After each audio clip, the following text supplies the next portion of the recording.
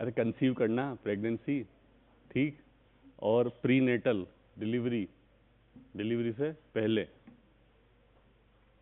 मतलब प्रेगनेंसी से पहले, मतलब ये फर्टिलाइजेशन के पहले और बाद वाली जो सीन, आसपास वाले प्रेगनेंसी वाले सीन चलते हैं, वो वाला, उस पर एक एक्ट है। जल्दी जल्दी बैठो, तुम्हें पढ़ाने के लिए मैं मरा जा रहा हूँ, जल्दी आओ।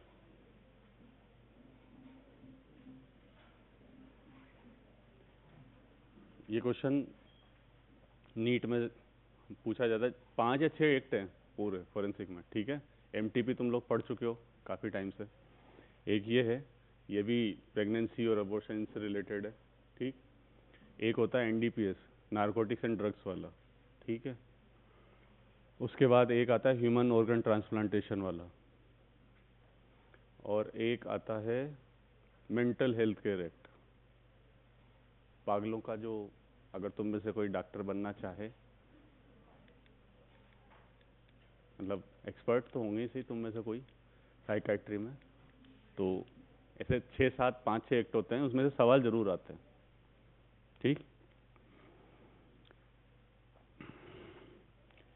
इसमें फीचर्स क्या क्या है?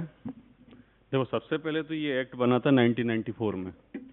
उससे पहले ऐसा कोई एक्ट ही नहीं था। तो उससे पहले जितने भी मेडिकल एग्जामिनेशन होते थे, पीछे वाली लड़कियों 2 मिनट में भगा दूंगा, इसलिए अपना ध्यान ना सिर्फ स्क्रीन पे रखना, आजू बाजू फ़ोन, लैपटॉप या टैबलेट सब। हाँ बिल्कुल, आओ सर, बैठो, आगे बैठ जाओ, इतनी दूर कहाँ चल के जाओगे।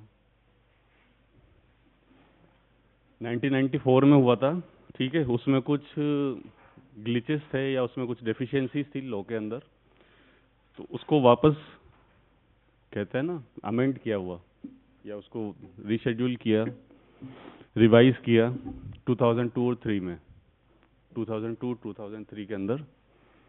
उसमें इसका एम क्या था कि वो जो सुनो, पहली बात तो ये जो फर्स्ट पैराग्राफ है, ये एम है। एम मतलब जो ये आपने ये एक्ट बनाया है, गवर्नमेंट ने ये बनाया क्यों है, ठीक। Techniques for determination of sex of foetus, ठीक है। फीटस का सेक्स डिटरमाइन करने की टेक्निक जो प्रोहिबिटेड थी 2003 से पहले, क्योंकि अभी 2003 अमेंड हो चुका है, ठीक है। So aim was to prevent female foeticide, ठीक। इससे पहले क्या होता था, देखो सच है, कड़वा है पर सच है, जो भी बोलो तुम।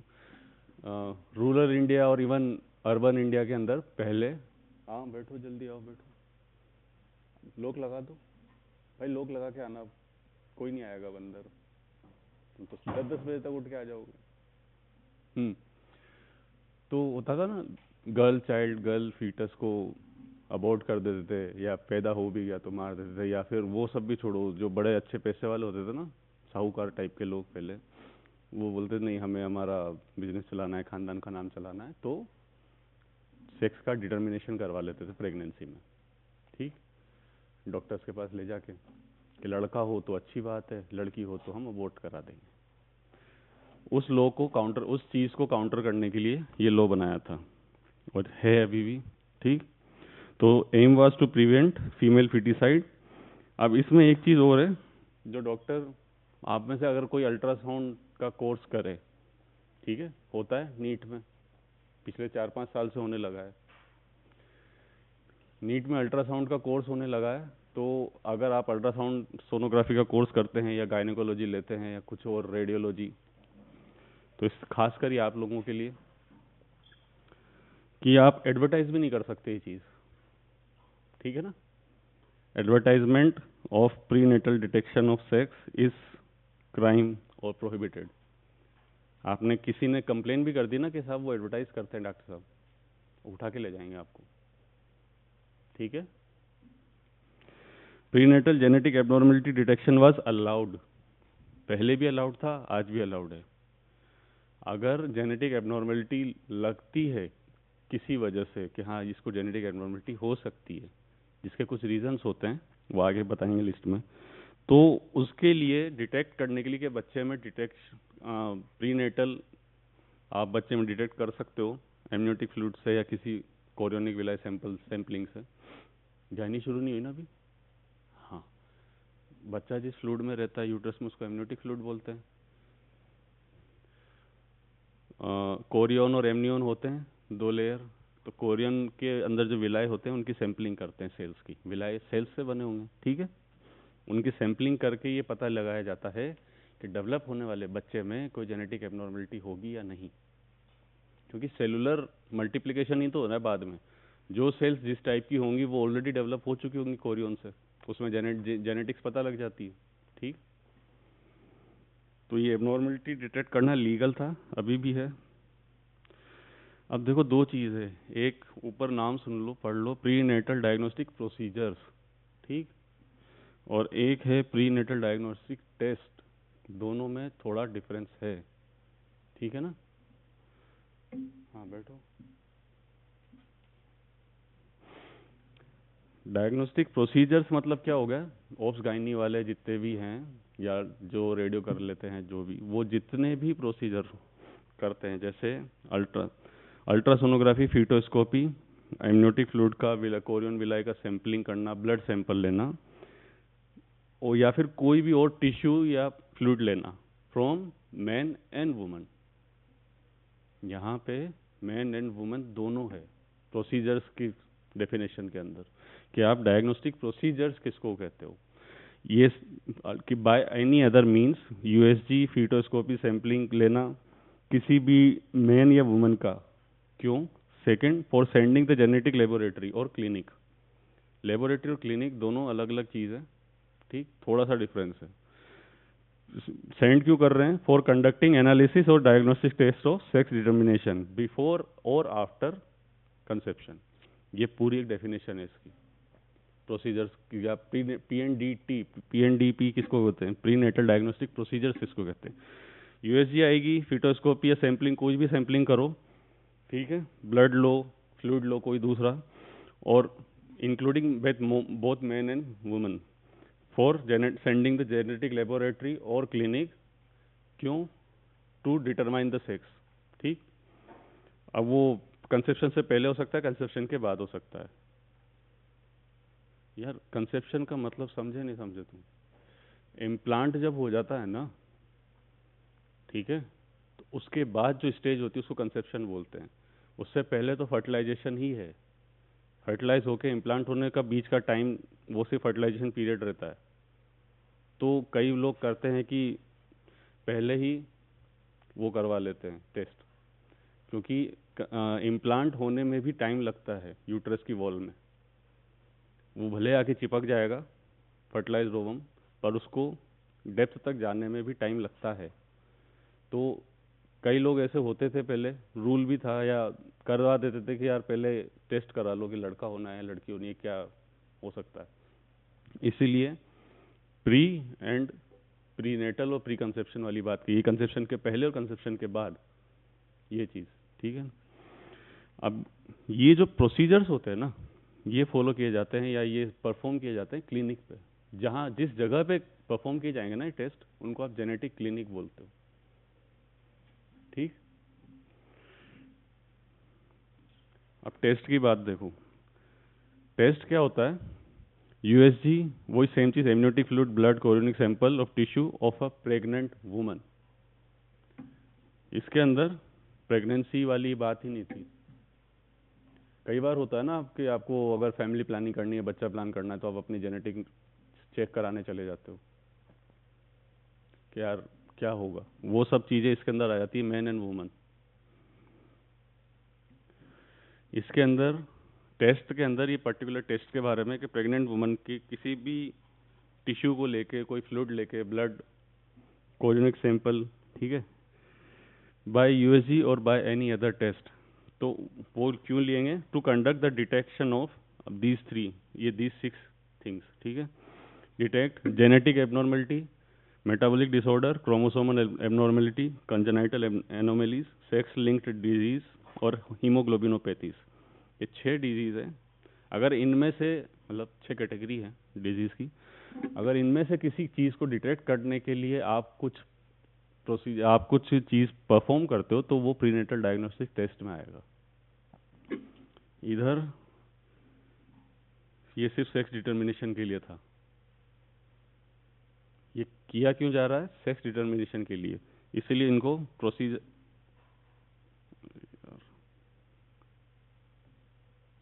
ये प्रोसीजर्स जो किए जा रहे हैं इनका रीज़न क्या है? थर्ड पैराग्राफ में देखूं, ये सेक्स डिटर्मिनेशन के लिए किए जा रहे हैं। इधर टेस्ट जो होते हैं ये जेनेटिक एबनॉर्मलिटी, जो 6 रीजंस हैं जो कि अलाउड है, बताया था ना पहले, उसमें पहले वाले लास्ट लाइन जो है, abnormality detection is already allowed. तो ये जो एबनॉर्मलिटी डिटेक्शन है ये टेस्ट के थ्रू होती है। और इन 6 चीज़ों को जेनेटिक लेबोरेटरी के अंदर जहाँ पे भी आप ये चीज़ कराने जाओगे ना, वो जेनेटिक लेबोरेटरी कहलाई जाएगी। आपने एक मान लो अल्ट्रासाउंड की मशीन खरीदी, आपने कोई क्लिनिक सेटअप किया, ठीक, क्लिनिक सेटअप करने के बाद आप ये सर्टेन चीज़ें ऑफर कर रहे हो पेशेंट्स को, तो आप जो प्रैक्टिस कर रहे हो ना इन चीज़ों की कि ये मुझे मेटाबॉलिक डिसऑर्डर बता देंगे या कोई जेनेटिक एबनॉर्मलिटी बताएंगे, तो आपका जो क्लिनिक है वो एक तरह से जेनेटिक लेबोरेटरी कहलाएगी, क्योंकि आप ये सारी चीज़ें डिटेक्ट कर रहे हो। क्लिनिक के अंदर कंसेप्शन के सेक्स डिटर्मिनेशन होता है और लेबोरेटरी के अंदर ये एबनॉर्मलिटीज आप डिटेक्ट करते हो। एबनॉर्मलिटीज प्रेग्नेंट वुमन के अंदर होगी ओनली, और इधर जो प्रोसीजर सैंपल लिए जाएंगे वो मैन एंड वुमन के होंगे। अल्ट्रासाउंड दोनों में कॉमन है, टेस्ट और प्रोसीजर्स में, ठीक है ना। अब अपना टॉपिक क्या था? PCPNDT, टी टेक्निक्स था ना। Techniques are procedures plus test, दोनों को मिला के आप टेक्निक्स बोलते हो। अब यार ये ना बंद कर, क्या आ रहा है तो महाराज हो तुम लोग।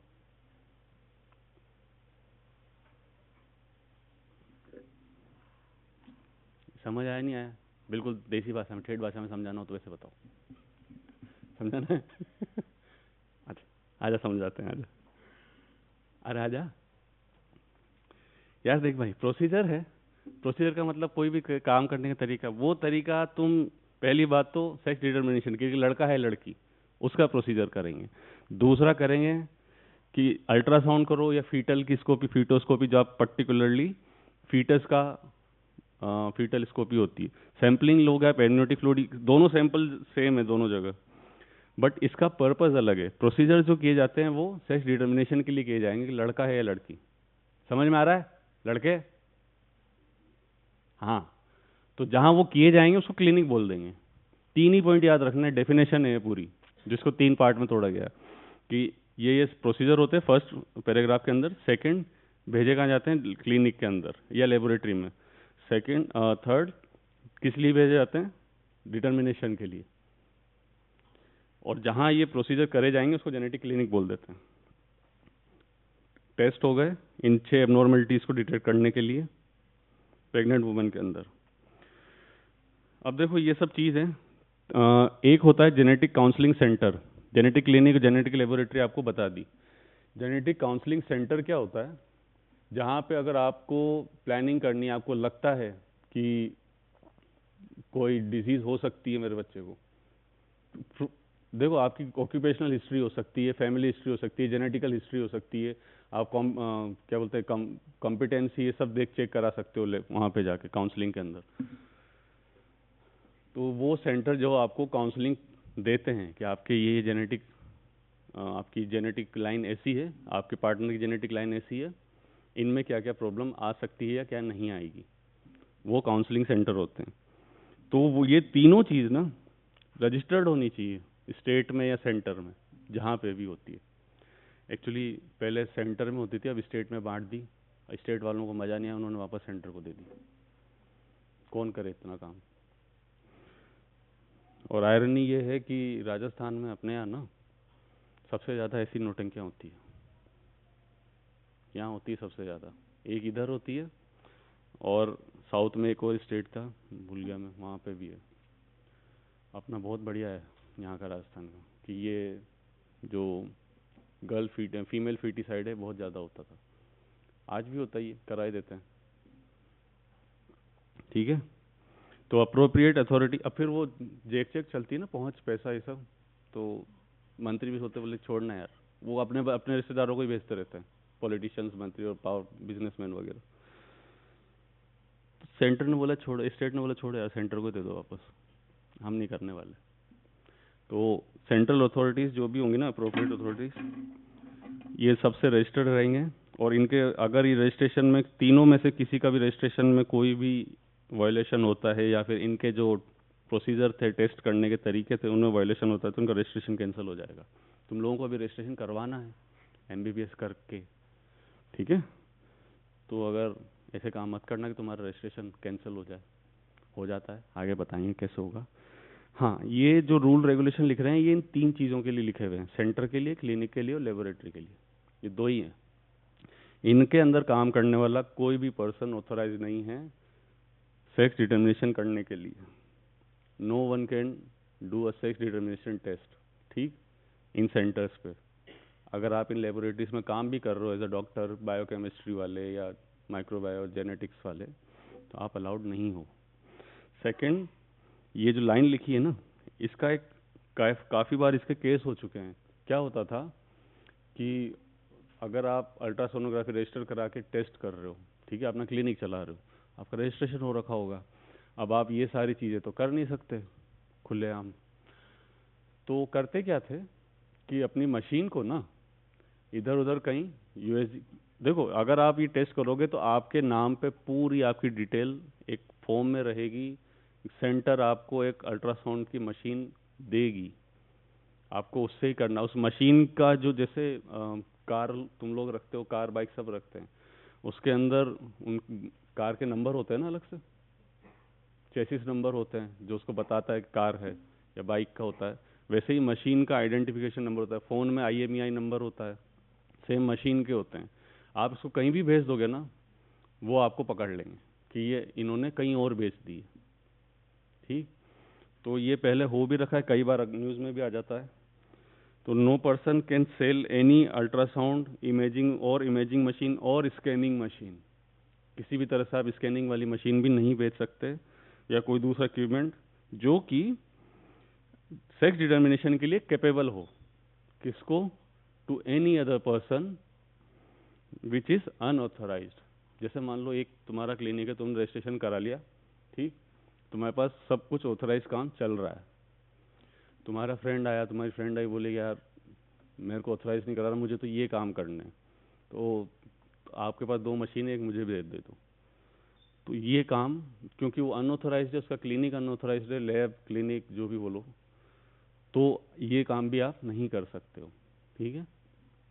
ये 2 ही रूल है इसके अंदर, इन सेंटर्स और क्लिनिक के लिए। आप डिटरमाइन नहीं कर सकते, सेक्स डिटर्मिनेशन नहीं कर सकते। दूसरा, आप अपने इंस्ट्रूमेंट सेल नहीं कर सकते। अब जो टेक्निक्स थी ना, उनके लिए कुछ रूल्स रेगुलेशन, देखो ये जो 2 थे, ये सिर्फ इनके लिए थे, सेंटर पे काम करने वालों के, आप या अगर आप क्लिनिक चलाओगे तो।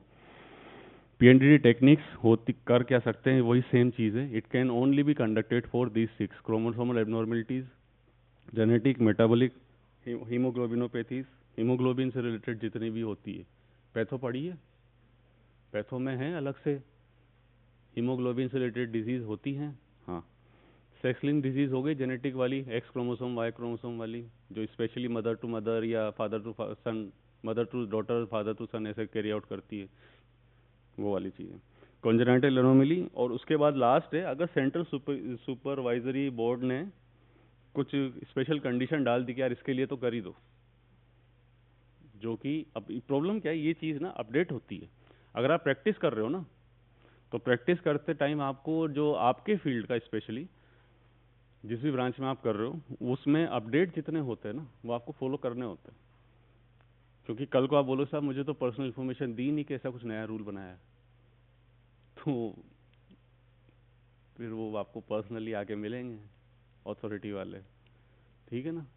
तो जैसे आज हमारा फील्ड है, कोई सा भी फील्ड हो, जो अपनी ब्रांचेस है, 18-19 ब्रांचेस, आपको अपनी पर्टिकुलर ब्रांच, अपनी पर्टिकुलर फील्ड और प्रैक्टिस से रिलेटेड जितनी भी चीज़ें अपडेट होती है इंडिया में अपने यहाँ, वो सबसे आपको फॉलो करना होता है, उन सबको अपडेट रहना पड़ता है, ठीक। तो ये अगर कोई कंडीशन अपडेट कर देते हैं तो उनके बारे में, बाकी ये 6 डिजीज़ तो हैं।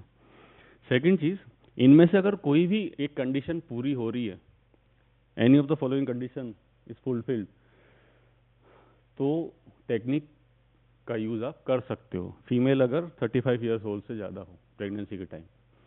तो अब होता क्या है, 35 के टाइम पे ये जो कंडीशंस है ना, इनमें से कुछ अराइज होने का चांसेस हो जाता है।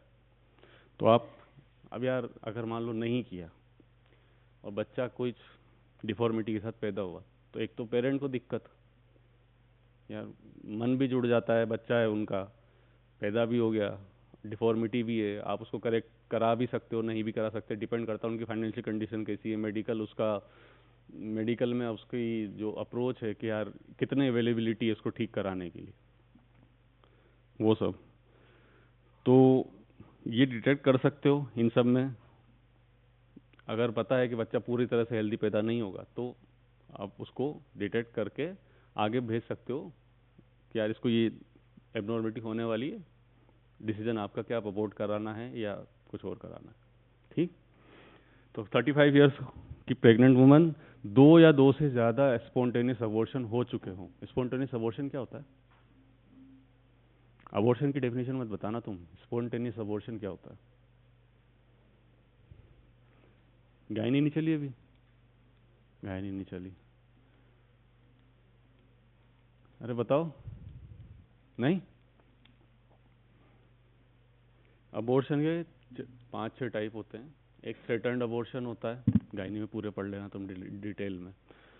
जैसे एक प्रेग्नेंट लड़की को अगर कोई ऐसा, जैसे ना थोड़ी सी शॉक वाली कंडीशन, उसको अगर हाइट से डर लग रहा है, उसको किसी और चीज़ से डर लग रहा है, ठीक है, तो थ्रेटन जो अगर वो होगी ना, तो सडन जो उसको शॉक लगता है इंटरनल, कई बार अपने को होता है ना किसी चीज़ से डर लग जाता है, सडन वाला, कोई साउंड एकदम से आ गया, आपको बच्चे भूत से इन सब से डरते, कोई एकदम से डरा दिया, डार्क प्लेसेस, उस कंडीशन में अगर उसके अंदर थ्रेटन वाली कंडीशन अराइज होगी ना, तो उसका बच्चा अपने आप गिर सकता है, अबॉर्ट हो जाएगा। ठीक। उसके ऊपर जितने आप उसको थ्रेटनिंग वाली कंडीशन आएगी, चाहे वो असोल्ट हो, चाहे वो उसकी स्पॉन्टेनियस थ्रेटनिंग हो, मतलब ऑटोमेटिक कोई दूसरी थ्रेटनिंग हो। एक होता है ये स्पॉन्टेनियस।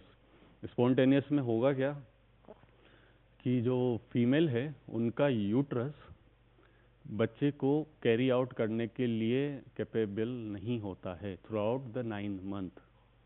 मतलब हो सकता है वो 1-2 मंथ कर ले, तीसरे चौथे में गिर जाए, चौथे पांचवें में गिर जाए, कभी भी थ्रू आउट द 9 मंथ वो कैपेबल नहीं रह पाता है, ड्यू टू बहुत सारे रीजंस होते हैं यूटेराइन एनोमेलीज के, ठीक, या यूटेराइन इनकेपेसिटी के, इनसफिशियंसी बोलते हैं, यूटेराइन इनसफिशियंसी भी बोलते हैं इसको। तो किसी वजह से अगर स्पॉन्टेनियस अबॉर्शन हो रहे हैं 2 से ज़्यादा, तो फिर आपको ये टेस्ट करने पड़ेंगे। थर्ड इज, अगर वो मदर है, टेरेटोजेनिक एजेंट्स। टेरेटोजेनिक क्या होता है? ये तो फार्मा में पढ़ लिया होगा तुमने, पैथो फार्मा में। क्या होता है टेरेटोजेनिसिटी? कैंसरस वाली कोई एबनॉर्मलिटी डिटेक्ट कर दे जो। तो ड्रग्स, रेडिएशन, इन्फेक्शन में अगर वो एक्सपोज्ड हुई है लड़की, कोई ड्रग लेता है, ठीक है, कोई ऐसी जगह काम कर रहा है जहाँ रेडिएशन बहुत ज़्यादा है, ठीक, फीमेल, ये सिर्फ फीमेल के लिए बात हो रही है, मेल में भी हो सकती है वैसे तो, अगर, हाँ मेल में भी हो सकता है, ये वाला पर्टिकुलर पहला दूसरा क्लोज उसके लिए था, तीसरा वाला मेल में भी हो सकता है। कई बार आप ऐसी जगह लैब्स में काम करते हो जहाँ रेडिएशन बहुत ज़्यादा है, ठीक है, रेडियो भी नहीं हुई तुम्हारी। रेडिएशन ना मेंस के अंदर सबसे, जो अगर आप काम कर रहे हो तो सबसे ज़्यादा और सबसे फास्ट असर किस पे होता है मेंस के अंदर? टेस्टिकल्स के ऊपर रेडिएशन का, ठीक है। और वुमेन्स के अंदर जो उनके गोनेट्स हैं, ओवरीज और यूट्रस। फैमिली हिस्ट्री अगर मेंटल रिटार्डेशन की या फिजिकल डिफॉर्मिटी की, पहले mother, father, grand mother, grandfather, cousin, siblings etcetera, यानी XYZ फैमिली हिस्ट्री है कि वो उनके अंदर फिजिकल या मेंटल रिटार्डेशन है, फिजिकल इनकेपेबिलिटी है, तो आप ये टेस्ट कर सकते हो। और लास्ट वाला सेम चीज़ है। तो ये इनमें से कोई भी चीज़ अगर फुलफिल हो रही है तो आप ये टेक्निक कैरिड आउट कर सकते हैं। अब इन टेक्निक को कैरी आउट करने के लिए जो कंसेंट लगती है, उस कंसेंट का तरीका है, देखो। पहली बात तो तुम्हें उस, एज अ डॉक्टर, तुम लोगों को उस फीमेल को, जो पेशेंट आई है तुम्हारे पास, उसको पूरी तरह से एक तो इन्फॉर्म कंसेंट देनी पड़ेगी। कंसेंट तुम्हें पढ़ा दी। इन्फॉर्म्ड कंसेंट मतलब शुरू से लेकर एंड तक उसके साथ क्या होगा, कितने टेस्ट किए जाएंगे, क्या क्या डिटेक्ट हो सकता है, क्या फ़ायदे हैं, क्या नुकसान है। ठीक। अगर कोई प्रोसीजर इन्वेजिव होने वाला है तो वो भी लिखना होगा, उसकी परमिशन उससे बतानी होगी कि ये इन्वेजिव होगा, मतलब कोई भी चीज़ पेनिट्रेट करेगी, इन्वेजन करेगी, इन्वेजिव होगी। ठीक है। कोई मेडिकेशन आपको दे लगानी है, कोई एलर्जिक टेस्ट करने, वो हर एक चीज़ लिखनी होती है उस कंसेंट के अंदर। उस कंसेंट को पूरी तरह से एक्सप्लेन करने के बाद कि ये कंसेंट आप, वो साइन करेगी और उसकी एक कॉपी आपको उसको देनी पड़ेगी फॉर द रिकॉर्ड। रिकॉर्ड में कल को मान लो तुम लोग बोल दो हमने तो किया ही नहीं टेस्ट, तो वो रिकॉर्ड तो लेके आएगी ना। या कंसेंट तुम चेंज कर दो बाद में थोड़ा सा, होते हैं डॉक्टर कई तरह के ऐसे प्रैक्टिस करने वाले। ठीक है। तो ये कंसेंट को देनी पड़ेगी। प्रोहिबिशन क्या है, मतलब ये जो चल रहे हैं ABCD, ये रूल चल रहे हैं, ठीक है, टेक्निक के। कंडक्टेड फॉर दिस 6 थिंग्स, इनमें से कोई भी एक पूरा होगा तो कंडक्ट कर पाओगे। कंसेंट लेना होगा रूल में। प्रोहिबिशन क्या है, person can not communicate sex of foetus to woman और any other person by any means. अब ये क्या मतलब हुआ, बताइए डॉक्टर साहब, कोई तो बताओ इसका मतलब क्या है, या कभी कोई देखा सुना हो। इसकी एक बढ़िया कहानी है छोटी सी। नहीं, देखो समझ में तो आ रहा है कि आप कम्युनिकेट नहीं कर सकते।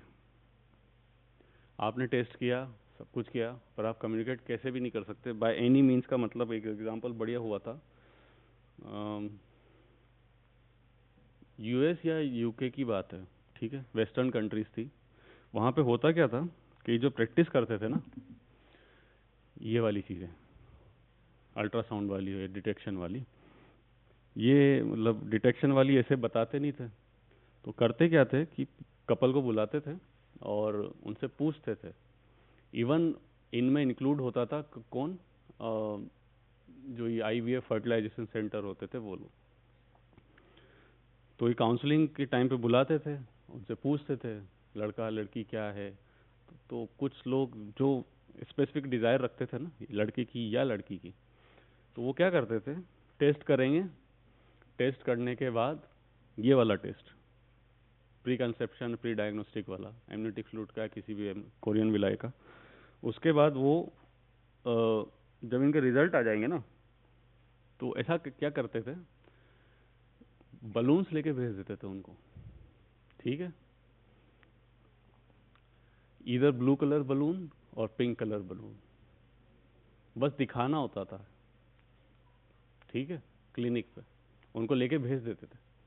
कोई गिफ्ट दे देंगे छोटा सा, या कोई कार्ड दे देंगे, और ब्लू कलर का या पिंक कलर का बलून उनको पकड़ा देते थे। अब ये बलून जो है ना, ये टेक्निक कई सालों तक काम करती रही वहाँ पे, करती रही, चलता रहा, धंधा चल रहा है। फिर जब पकड़ने में आया ना, कम से कम हजारों केस पकड़ने में आए थे। ठीक है, तो अब बलून वाला क्या मतलब हुआ, बाय एनी मीन्स, ये डेफिनेशन में लिखा है, बाय एनी मीन्स। आप इशारा नहीं कर सकते, आप कुछ भी नहीं बता सकते। आप बोलोगे साहब मैंने लिख के नहीं दिया या मैंने वर्बली नहीं बताया, इट डजंट मैटर। आपने कोई इशारा भी किया है, आप उसमें फॉल्ट में हो, पूरी तरह से फॉल्ट में हो, याद रख लेना। जैसे चीटिंग करते हो ना, 1 2 3 A का BCD, वो इशारे भी नहीं। ठीक है, होता है ना। हाँ, किसी भी मीन से कम्युनिकेट आप नहीं कर सकते foetus of sex of foetus. Last is prohibition of sex determination before and after conception. ये रूल था, ये तो कम्युनिकेशन करने वाला और डिटरमाइन नहीं कर सकते। अब इन चीज़ों में पेनल्टीज क्या क्या लगती है देख लो। ये जो एक्ट पढ़ा रहे हैं ना तुमको, MTP बहुत रगड़ लिया तुम्हारे साथ। अब जो जितने भी एक्ट पढ़ाएंगे ना, इसमें से एक क्वेश्चन जरूर डालूंगा, तो पढ़ लेना इन सब एक्ट को। तुम्हारे लॉन्ग क्वेश्चन आते हैं ना, जरूर आएगा एक। ठीक, पहले ही बता रहा हूँ, फिर बोलना मत बाद में सब ने पढ़ाया नहीं या हमें पता नहीं था, ये इंपॉर्टेंट है। पेनल्टीज क्या है, अगर आपने एडवर्टाइज भी किया कि हमारे यहाँ सेक्स डिटर्मिनेशन होता है, तो उसके लिए 3 साल की सजा है और 10,000 का फाइन है। 10,000 तो दे दोगे, 3 साल काटने पड़ेंगे अंदर। प्रॉब्लम क्या है, उन 3 सालों में जो आपका डिफेमेशन होगा ना, डिफेम, इनफेमस होना, आई डोंट नो कितने सर्वाइव कर पाओगे तुम लोग, है ना। एक हुआ था ना केस, एक लड़की औरत को जो गायनेकोलॉजिस्ट थी उसको पकड़ के ले गए, सिर्फ इस केस में पकड़ के इसलिए ले गए क्योंकि उसके ऊपर आईपीसी की सेक्शन लगी थी मर्डर वाली। प्रूव नहीं हुआ था, पुलिस ने बस बोला था कि चलो इसको लेके चलो इस सेक्शन के अंदर। उसको इतना बुरा लगा, इतना गिल्ट हुआ कि उसने सुसाइड कर लिया, बच्चे और हस्बैंड को छोड़ के। ठीक है, बहुत लोग होते हैं। तो 3 साल तो कट जाएंगे तुम्हारे अंदर, 10,000 भी तुम दे दोगे, पर बात की पता नहीं क्या होगा तुम्हारे साथ। सेकंड चीज, अगर तुमने सेक्स डिटर्मिनेशन किया है, ठीक है, तो जो डॉक्टर है, डॉक्टर को फर्स्ट कन्विक्शन मतलब पहली बार आप कन्विक्ट हुए या आप प्रूव हो गए कि आप गिल्टी हो, कन्विक्शन उसको बोलते हैं। एक उनका गाना है ना, कन्विक्ट, नहीं सुना? कोई बात नहीं। डॉक्टर फर्स्ट टाइम में कन्विक्शन होता है तो 3 साल की सजा और 10,000 का फाइन। ये है सेक्शन 231। आईपीसी तो बोलते थे, अब नया आ गया, आप लोगों ने बीएनएस, ठीक है, भारतीय न्याय संहिता। 231 सेक्शन है, तो 231 सेक्शन के अंतर्गत अगर आप फर्स्ट टाइम कर रहे हो ऑफेंस, डॉक्टर, 3 साल की सजा, 10,000 फाइन। उसके बाद दूसरा, तीसरा, चौथा जो भी है, ठीक, 5 साल की सजा, 50,000 फाइन, 232 सेक्शन। अब देखो ये जो रेड में लिखा हुआ है ना, इसका मतलब तुम्हें पता ही होगा, अब तो पढ़ा रखे हैं तुम्हें, फर्स्ट चैप्टर के अंदर है। पीनल इरेजन क्या होता है? क्या होता है? पीनल इरेजर क्या होता है? फर्स्ट चैप्टर में है, सेकंड या फर्स्ट चैप्टर में? पीछे वाले बताओ भाई, छोरियो बताओ। ज्यादा खाना खा के आए हो कि येलो टॉप वाले? बहुत ज्यादा दिक्कत हो रही है क्या? चेस्ट पेन वगैरह कुछ, बर्ब्स आ रहे हैं? नहीं, ठीक है, बताओ बताओ, पीनल इरेजर क्या होता है? पीछे ग्रुप में से कोई भी बता दो। क्या है यार, बता रहे, बता बता, पीनल इरेजर क्या होता है? फर्स्ट चैप्टर है ना तुम्हारा, सेकंड चैप्टर बताओ। मेडिकल, हाँ, बहुत बढ़िया, बैठ जा। अरे अगर आप रजिस्ट्रेशन कराओगे अभी, टेम्परेरी, अगर आपको कुछ टाइम के लिए आपकी गलतियों की वजह से आपका नाम रजिस्ट्रेशन से हटा दिया जाए, आप रजिस्ट्रेशन कराओगे ना अभी, सारे डॉक्टर्स का होता है, आपका भी होगा, तो आपका रजिस्ट्रेशन कैंसिल कर दिया जाता है टेम्परेरी, ठीक, तुम्हारी किसी हरकत की वजह से, तो उसको आप पीनल इरेजर बोलते हो। रजिस्ट्रार रजिस्टर में नाम लिखता है, ये आईडी है, इतना रजिस्ट्रेशन नंबर है, जो भी डिटेल रहती है सब रहता है उसके पास आपका, वो कैंसिल कर दिया जाता है। तो वो पीनल इरेजन होगा 5 ईयर इन फर्स्ट ऑफेंस, मतलब आप 3 साल की सजा तो काट के आ रहे हो पहले बार में, लेकिन आने वाले 2 साल उसके बाद भी आप 2 साल तक प्रैक्टिस नहीं कर सकते, ठीक। और अगर दोबारा हरकत करी, जो 5 साल की सजा है, उसमें आपको प्रोफेशनल डेथ सेंटेंस मिलता है। प्रोफेशनल डेथ सेंटेंस की डेफिनेशन ही यही है कि आपका जो नाम है वो परमानेंटली हटा दिया जाए, आप कहीं भी रजिस्टर नहीं करा सकते दोबारा। आपका सोचते हो कि यार दूसरी स्टेट में चले जाएंगे आप, नहीं होगा वो, क्योंकि ये चीज़ एनएमसी में जाती है फिर, ठीक है। तो ऐसी हरकतें मत करना, ध्यान रखना इन चीज़ों का। प्रोफेशनल डेथ सेंटेंस होती है, उसको कहते हैं कि आप प्रोफेशनली, आपको डेथ मिल गई है, आप काम नहीं कर सकते, आप अपना प्रोफेशन कैरी आउट नहीं कर सकते। अब ये चीज़ डॉक्टर के लिए हो गई, पेशेंट के लिए है, फर्स्ट कन्विक्शन में 3 साल की सजा और 50,000 का फाइन। 233, देखो पेशेंट के लिए दोनों चीज़ 233 सेक्शन में ही है, सिर्फ एक ही सेक्शन है पेशेंट के लिए। पहली बार पकड़ने में आ रहा है कि मुझे तो बच्चा लड़का है लड़की डिटेक्ट करवाना है, तो 3 साल की सजा, 50,000 का फाइन, और दोबारा आ रहा है तो 5 साल की सजा और 1 लाख का फाइन, ठीक है। पेशेंट को थोड़ा ज़्यादा देना पड़ेगा, जब वो डॉक्टर को दे रहा है तो इनको भी दो फाइन, ठीक। अब ये लास्ट वाली लाइन है इस की स्लाइड की, कि अगर किसी वुमन को, लड़की को बार बार कंपेल किया जाता है कि चल भाई, सासू माँ करे, ससुर जी करें, हस्बैंड करे, पेरेंट्स भी कर सकते हैं, कोई भी कर सकता है, कि नहीं हमें तो लड़का ही चाहिए या हमें लड़की ही चाहिए। कई लोग होते हैं बिल्कुल ही पीछे पड़ जाते हैं कि नहीं 3 लड़के हो गए, अब तो लड़की भी चाहिए, घर की लक्ष्मी चाहिए, बेचारे लड़के को भी मार देते हैं, पर कम होता है ऐसा। तो उस केस में वुमेन को कुछ भी नहीं होगा, जो भी उसको कंपेल कर रहा था वो सब निपट जाएंगे 234 सेक्शन में, ठीक है।